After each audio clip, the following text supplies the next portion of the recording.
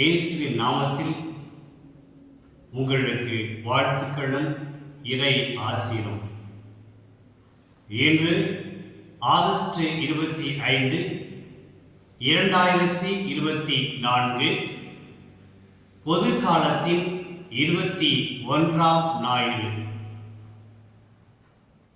இன்றைய முதல் வாசகத்தில் யோசுவா இறைவாக்கினர் செக்கேமில் இருந்த எல்லா இஸ்ராயல் குலங்களையும் ஒன்று கூட்டினார்.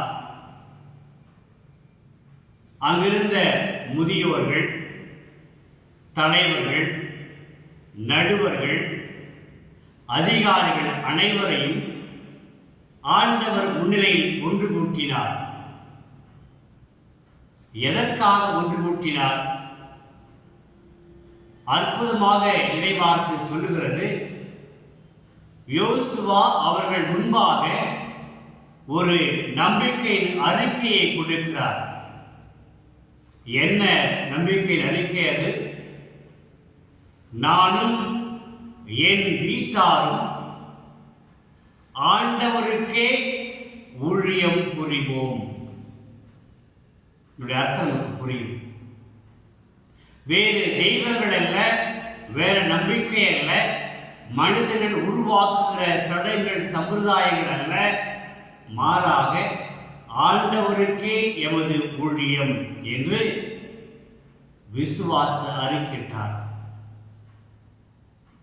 இதையெல்லாம் பார்த்து கொண்டிருந்த அந்த இஸ்ராயல் மக்கள் தன் எழுச்சி கொண்டு முன் வருகிறார்கள். முன்வந்து அவர்கள் தரப்பில் அவர்களிடம் விசுவாச அறிக்கையிடுகிறார்கள். என்ன அறிக்கை அது?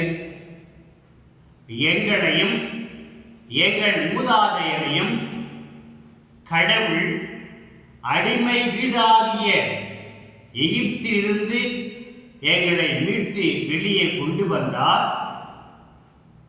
இரண்டாவது, எங்களை வழிநடத்தினார். எங்கள் கண்முன்னே இவற்றையெல்லாம் செய்தார். இந்த அற்புதங்களை செய்தார், நாங்கள் பார்த்தோம். அது மட்டுமல்ல, நாங்கள் சென்ற இடங்களிலெல்லாம், சென்ற வழிகளிலெல்லாம், கடந்து வந்த எல்லா மக்களிடையிலும் எங்களை காத்தருளினார். ஆகவே நாங்கள் ஆண்டவருக்கு ஊழியம் புரிவோம். ஏனெனில் அவரே எங்களின் கடவுள். அற்புதமான விசுவாச அறிக்கை. இந்த விசுவாச அறிக்கை அவருடைய அனுபவத்தின் வாயிலாக தன்னெழுச்சியாக வந்தது. யாரும் அவர்களுக்கு கற்றுக் கொடுக்கவில்லை, அறிவுறுத்தவில்லை. ஆனால் அவர்கள் அறிக்கையிட்டார்கள். தங்கள் கடந்த கால வாழ்க்கை நினைத்து பார்த்து, அதுவும் நன்றியோடு நினைத்து பார்த்து அறிக்கையிட்டார்கள். அந்த இஸ்ராயல் மக்கள் நமக்கு சொல்வது என்ன? சொல்லும் பாடங்கள் என்ன? கடந்த கால வாழ்க்கையை நாங்கள் திருப்பி பார்த்தோம். இரண்டாவது, நன்றியோடு திரும்பி பார்க்கிறோம். மூன்றாவது, கடவுளின் பேருண்மைகளையும் பேராற்றலையும் அற்புதங்களையும் நாங்கள் எங்கள் வாழ்வில் நடந்ததையும் எங்கள் முன்னோர் வாழ்வில் நடந்ததையும் பார்த்தோம், அனுபவித்தோம். நாங்கள் சாட்சிகள் என்பதை ஆணித்தரமாக எடுத்துரைத்தார்கள். அன்பர்களே, இன்றைய முதல் வாசகம் நமக்கு உணர்த்துகிற பாடம் என்ன? நாமும் நம்முடைய வாழ்வில் ஆண்டவரின் அருள் அடையாளங்களை அனுபவித்துக் கொண்டிருக்கிறோம், பார்த்து கொண்டிருக்கிறோம். நம்முடைய வாழ்க்கையில், குடும்பங்களில், திருச்சபையில் அற்புதங்கள் நடைபெற்றுக் கொண்டு வருகின்றன. கடவுள் நம்மை கண்காணித்து வருகிறார். நாம் கடந்து வருகின்ற எல்லா வழிகளிலும்,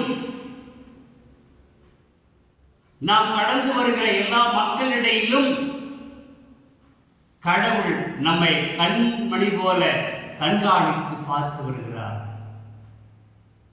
எனவே அந்த கடவுளுக்கே நாம் ஊழியம் புரிய வேண்டும், அவரையே போற்ற வேண்டும், அவரையே நம்முடைய தலைவராக, நம்மை வழிநடத்தும் கடவுளாக, அற்புதங்கள் செய்து நம்மை கண்காணித்து வருகிற கடவுளாக ஏற்று வாழ வேண்டும் என்ற பேருண்மையை நமக்கு கொடுக்கிறது.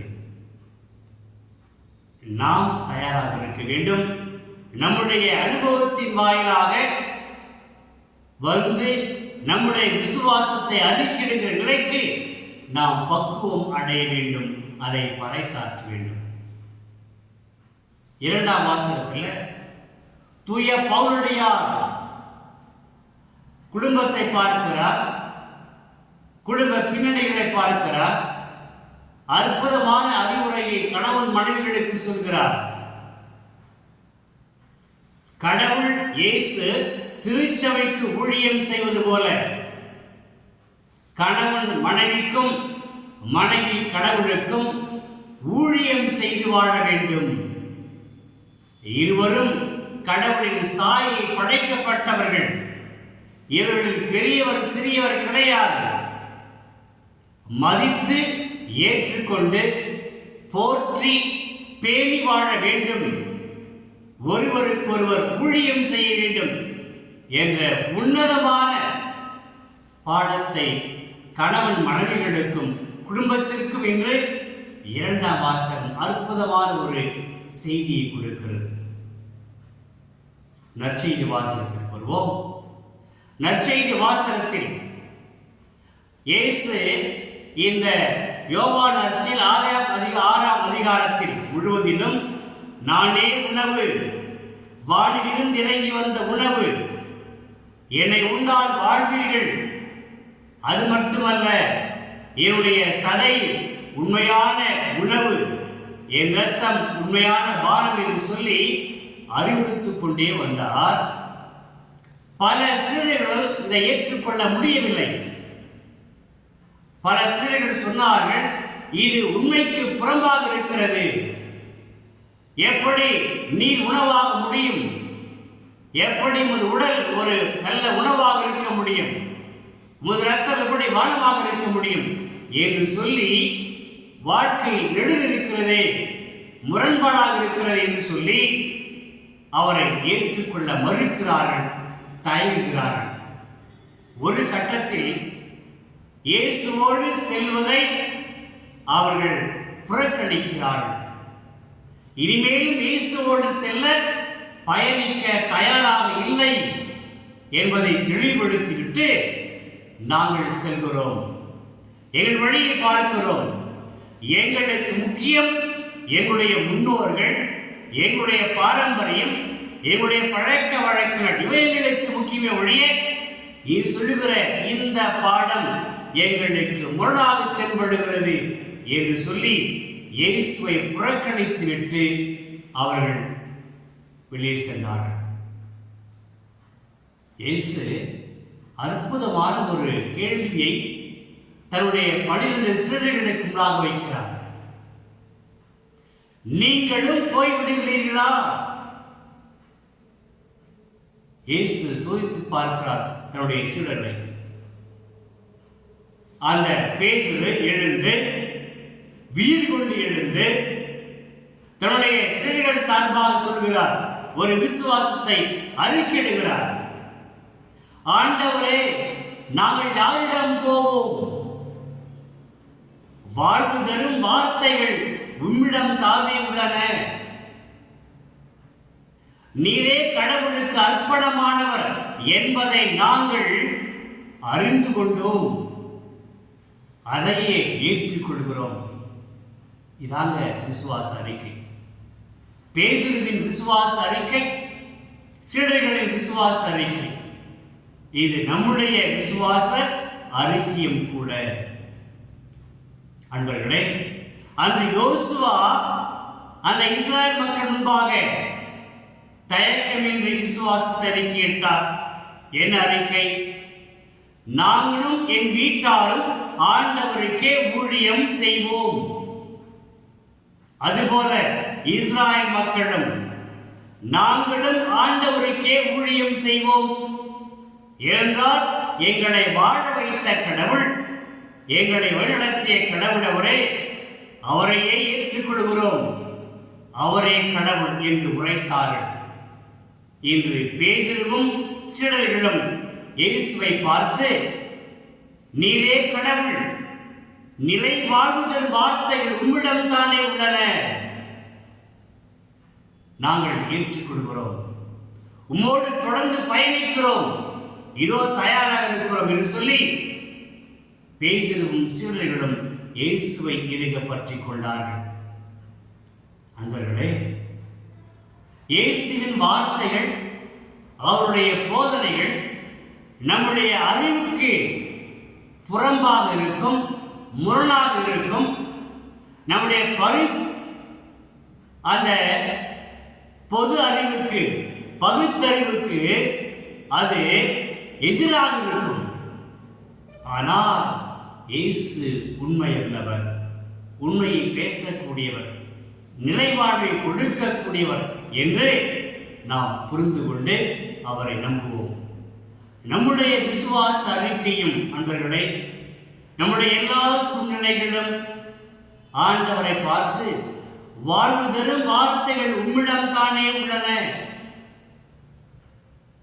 நாங்கள் யாரிடம் செல்வோம்? நீரே கடவுள், நீரே உண்மை உள்ளவர், எங்களோடு நடந்து வருகின்றவர், எங்களுடன் பயணிக்கின்ற கடவுள் என்ற விசுவாச அறிக்கை நானும் அறிக்கையிடுவோம். இயேசுவினுடைய உன்னதமான போதனைகளை, வழிமுறைகளை நாம் ஏற்றுக்கொண்டு இயேசுவின் உண்மையான அருள் பெற்ற நன்றியுள்ள நம்பிக்கையாளர்களாக இருப்போம். கிறிஸ்து நமது நம்பிக்கையை ஆசீர்வதிப்பார், நம்மை வாழ வைப்பார். ஜெபிப்போமா?